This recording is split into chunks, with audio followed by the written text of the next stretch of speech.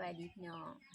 กับสบายดีและสวัสดีจ้าพี่เอฟซีทุกคนทางฝั่งไทยหรือฝั่งลาวหรือว่าต่างประเทศเนาะวันนี้มาพบกับ2เนาะสาวลาวพร้อมกับสาวยิงลี่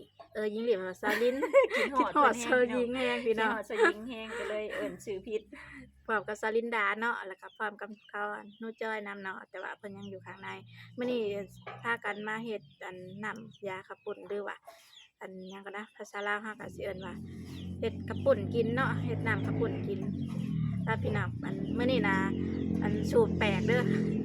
เฮ็ดขับปุ่นนะบ่แม่นปูบ่แม่นปลาบ่แม่นไก่แต่เป็นเป็ดพี่น้อง เอาเป็ดเฮ็ดจับไก่บ่ได้ก็เลยเอาเป็ด สลินเพิ่นจับมาแต่นาพุ่นแหละพาทุกคนอันนี้เพิ่นสิมาล้างผักพี่น้องเข้าใจแบ่งหน้าที่ให้เพิ่นล้างผักให้มาทุกคนนี่เข้าใจสิหน้าที่เพิ่นสิยังลวกตีนไก่บ่ ตีนไก่เอิญค่ะจะเด็กเอิญให้เพิ่นสิตักตีนไก่พี่น้อง มื้อนี้เมนูพิเศษเลยพี่น้องก็บ่เคยเอาเป็นเฮ็ดหนังปุ่นจ้าเทื่อ ตกใจเมื่อกี้คนเฟซมาถึงเนาะคนก็แม่นโดดแม่นบอก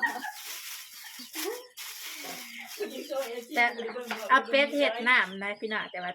มีตีนไก่เนาะไก่น่ะบ่ได้โตได้แต่ตีน พี่น้องเบิ่งค่ะเอิญเนาะ ถ้าลูกเขาอยากได้มันบ่เป็นกระโตกันได้ นี่ก็ใช้สิเนาะ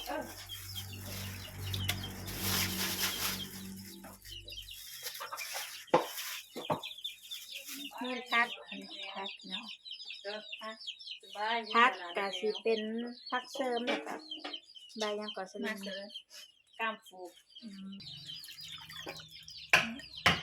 ล้างผักก่อนทุกคนสะจอยเพิ่นเป็นผู้ผักตีนไก่เพิ่นแบ่งหน้าที่ให้เสะเอิญมาล้างผักเนาะ เอิญ ฮะ ค่ะจะบ่แม่นตักเลยเป็นอันปุบเลยนะ บ่ได้พี่น้องผ้ามันน้อยผ้า เอาเลย นี่ทุกคนตอนนี้เสะเอิญก็ล้างผักเรียบร้อยแล้วเนาะเนี่ยพริกนำนี่ตอนนี้ก็เริ่มข้างหม้อเอาตีนไก่กับเป็ดก็เอาลงแล้วพี่น้องกำลังเริ่มต้ม ขออนุญาตเอามือหยิบเด้อ ให้เขาพูดกันทำบุญที่การ นี่ทุกคนสะจอยเพิ่นก็มาเบิ่ง พี่น้องเบิ่งหมอนะปะยังไง มื้อนี้3แม่ครัวเนาะ3แม่ครัวสะจอยมาแทนสะหญิงพี่น้อง สะหญิงเพิ่นยังอยู่บ้านอยู่เพิ่นทรมาพอดีอยู่บ่พาก็ได้บ่พาก็ซับ ดีมีไอ้ใน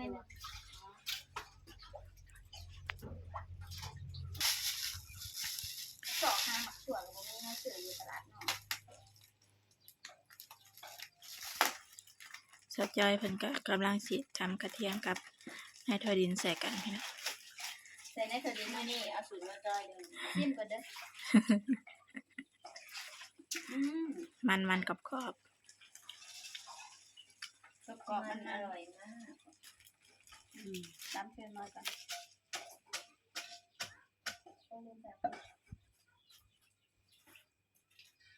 สองหันยังได้เราตั้งนั้น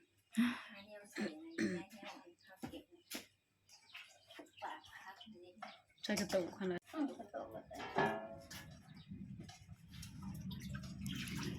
มันพริกอันนี้พี่น้องแต่ที่พอเป็นอาหารได้เนาะ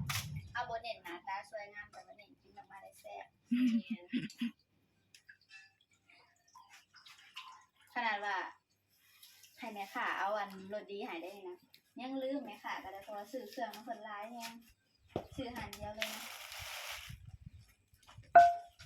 จะเล่นเอาแซ่บลูก ปลาต๊กสุดชีมือเด้อ นี่แหละพี่น้องท่านได้ลงมาบ้านเขาแล้วแล้วก็มาตุ้มเซลกันเนาะกินนี่ยังจะแซ่บไปเลย สลินจะสิซอยผักบ่ เคยตักอันที่เนี่ยกระปุก ชิมเมืองใน จิ้มเบิ่งว่าชิมเมือง มันเป็น ห ไง น้าตาก็คือเป็นอันนี้ก็ชิมแล้ว มันเป็นไงชนิดแท้อยู่ว่าว่า มันเป็นเงินหื่นติ ได้อีกเลย นายทดินกับพากันซีมพี่น้อง แต่มันเหม็นสาบอันนี้นางบอลเหม็นสาบเลย มันเดี๋ยวก็เอาถือมาเลยเฮงเนี่ยบนราคาเถื่อทำไว้แล้วไปทำไรเด้ก่อน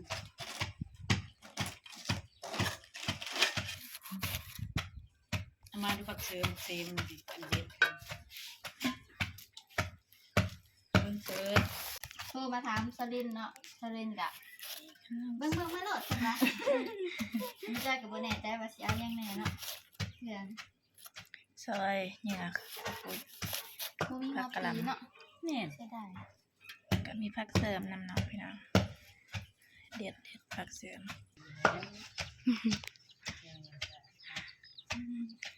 ปลาสดจอยเป็นตำอันกระเทียมกับอันกับนายทดินนะบัดนี้เทลงไปเลย ใส่ลายเสร็จลายนะ ไว้หอมดิ กินหลายคนแบบนี้เขาเดินว่าปาร์ตี้ขนมจีน แบบว่าหลายคนเห็ดหลายคน เป็นไงลูกชายมันใหญ่ไปเห็ดเป็นปาร์ตี้อย่างเงี้ย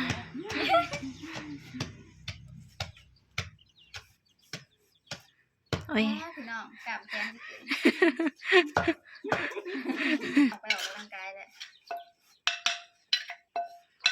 เพราะว่าคนจะเปลี่ยนผู้ช่วยเลย เป็นอะไร ใหญ่ขึ้นเอาตะบีตัวนี่เนาะนี่เนาะ ตั้งเป็นขนาดห้าก็เป็นได้ นี่ทุกคนถ้าจอยเป็นตำปลาสำนีกันนะโอเคแล้วเนาะเผ็ดหลายกะพอดี ฮักกระบายจะบอกน้ำบายซองฮักกระบายนึง ข่อยว่าเพื่อได้กิน มาเบิ่งหมอก่อนพี่น้องจนบ่เห็นหยังเลยหมอเขานัวอยู่ หมอ หอมเด้จนบ่เห็นมันควันพี่น้องอายควันอืม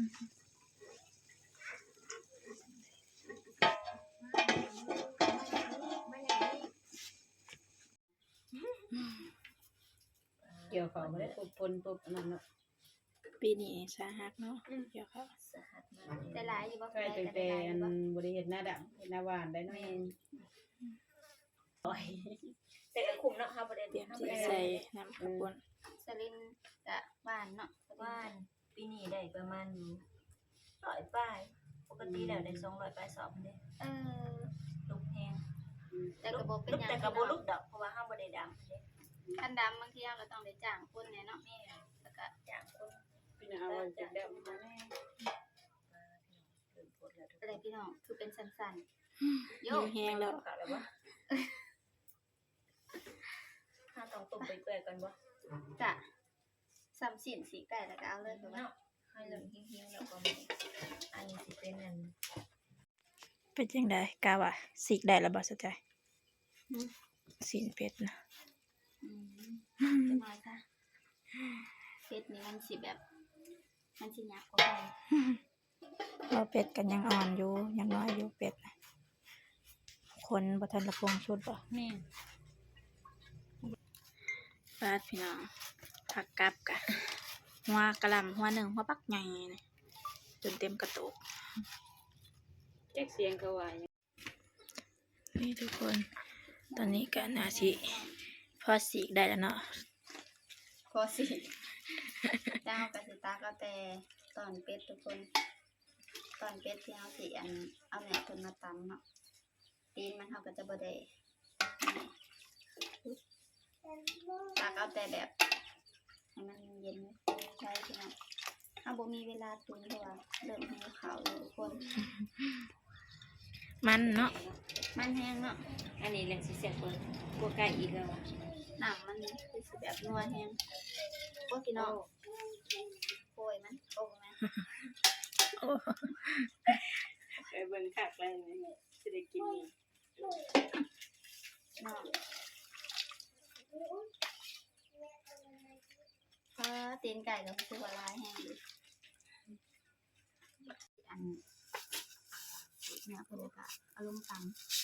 ถ้าสีเนี่ยเตือนว่าทำไมมันถึงร้อนจังเลยค่ะที่ มันยังหอน จิกนะติดกันติดคอเนี่ย โอ้ยแต่ร้อน คนตัวใหญ่คือกัน เออ ไม่ได้พี่น้องมาสิน้ นะเป็ดชิ้นเป็ดเพิ่นสิเหลือปานใดแล้วเนาะ KFC เพิ่นกินแค่แน่เนาะ เฮ็ดใส่กันแต่ว่ากันสิได้กินไว้พี่น้อง เพิ่นก็คือจะเห็นเสียงเนาะ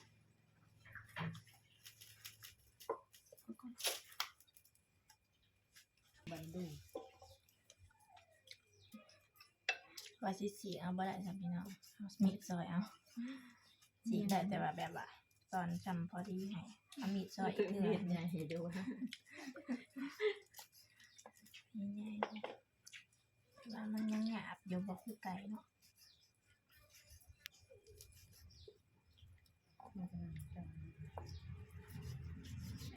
ขออนุญาตใช้มือนะคะ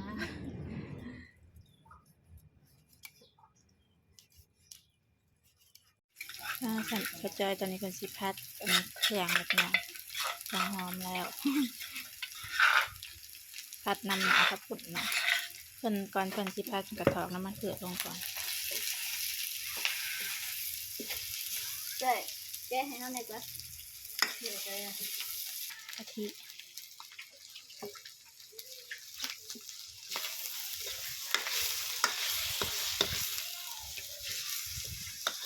ถ้าน้ำเบิ่งมา2 ขวดเป็นได้ยังบ่พอ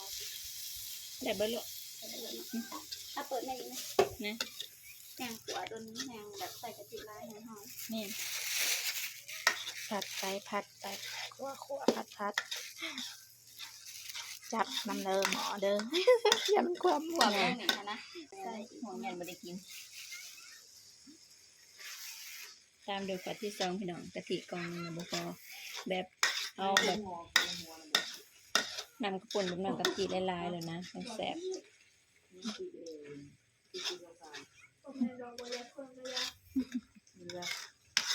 บ่แม่นคิดเรื่องผู้บ่าวร้ายบ่เลย กะทิซ่องขวดหน่อยเนาะอัมพา พี่น้ วา องเราต้องค่อยๆเติมเด้อเพราะว่ามันสิได้กลมกล่อม กลมกล่อมกลมกล่อม ส่วนเรามีน้ำมีหัวมีหางกะทิน่ะเราจอยบ่เคยหูเลย ใส่มีแต่ใส่ไปเลยจักหัวหางอะไรก็บ่ฮู้เบิดเลยพี่น้อง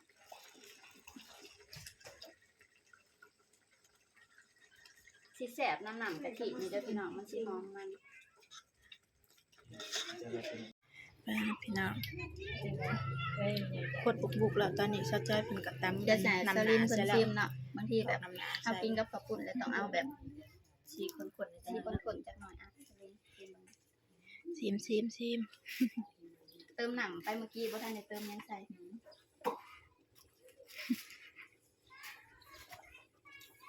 เป็นจังเด้อ เป็นจานขอประแดงใส่ประแดงเนาะ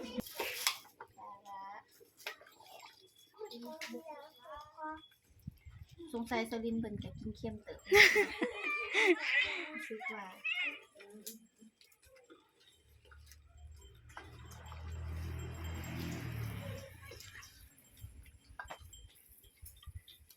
นี่อันนี้คือกระปุ่นที่ซอสจ้อยซื้อมา5 โลพี่น้อง5 โลได้หลายเติบ5 โลนี่ค่ะโอ้จนย่อบ่ขึ้นนักแฮง นักบุกอยู่บัดนี้ซอสจ้อยเพิ่นใส่ใบมะกรูดตบถ่าย มันสิได้แบบหอมแบบอันนี้ทุกคน ก็เลือดก็ใส่แล้ว พี่น้องนี่มันจะมีกลิ่นหอมของใบมะกรูดเฮาใส่ตบถ่าย แม่น สับนี้ก่อน แล้วบ่ เบิดเลยจึงเอาใหม่พี่น้อง ประเดิมด้วยซอสจ้อยเนาะเป็นผู้เฮ็ดกับซอสจ้อยผู้ซิมก่อนกับซอสจ้อยพี่น้องตามธรรมเนียม ตามธรรมเนียมพักเฮานี่ อันนี้เพิ่นเอิ้นพักหยังพักกระทงแต่ว่าเฮาบ่มักอันใดก็สิใส่ผักหอมเสริมหอมลาบแบบเล็กน้อยใส่พวกคือกุกกิ๊บทุกคน น้ำข้าวปุ้นเพิ่นก็มันพี่น้องมันเป็ดนะมันเป็นครั้งแรกที่เคยกินน้ำข้าวปุ้นเฮ็ดเอาเป็ดเฮ็ดพี่น้อง ต้องแบบคนอยู่ล่างมันขึ้นมาเด้อมันสิได้แบบขุ่นๆนี่ทุกคนน้าจอยนี่มักแบบขอเป็นน้ำละลาย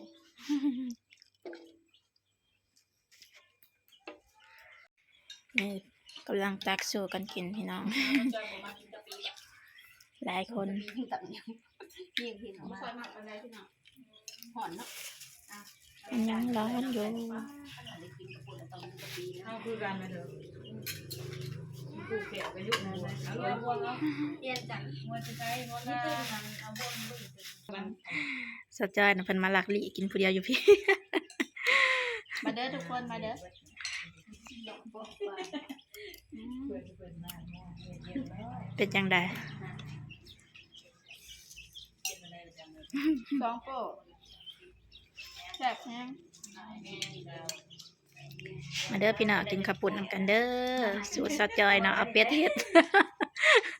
แต่ก็บ่แม่นหยังดอกพี่น้องปกติก็เคยเอาไก่เฮ็ดอยู่สะจอยป่ะแต่ว่าชุดนี้น่ะ ไก่บ่มี ก็เลยเอาเป็ด เหมือนมีมันตัวน้อย ตัวน้อย มันตัวน้อยบ่ยังบ่พอเฮ็ดกิน มาเด้อพี่น้องมาเด้อกินกันหลายคนอยู่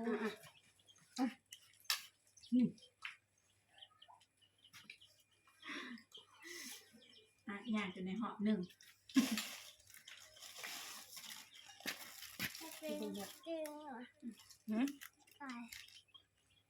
ง่าย กินไก่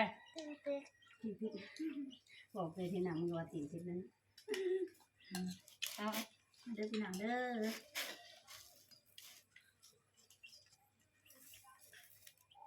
จะมียังเลยพี่จะมียังไง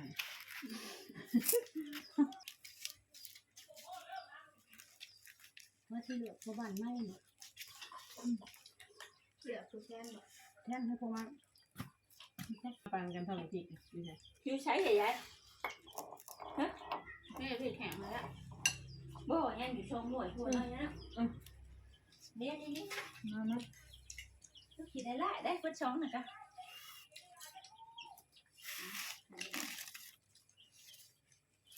พี่น้องแล้วเลยมาเด้อทุกคน บอกนี่กินบ่ ตามนั้น กิน นะ น้ำแม่บ่ เอาแยงพี่น้องเฮ็ดอันสูตรเชียงเหนียงบ่อยากว่าเอาดอกนะแต่สิได้กินเท่านึง เพิ่นจ้าเลยแต่อ้ายพาไป โอ้ยปัดนักเงินใครแต่ว่านักเงินบุกรวยแต่นักนักจะนี่นักโคม เอามาหลอกต้องคิดเปิดไป ตกสวยใส่ดอกนะพี่น้องหิวแฮะ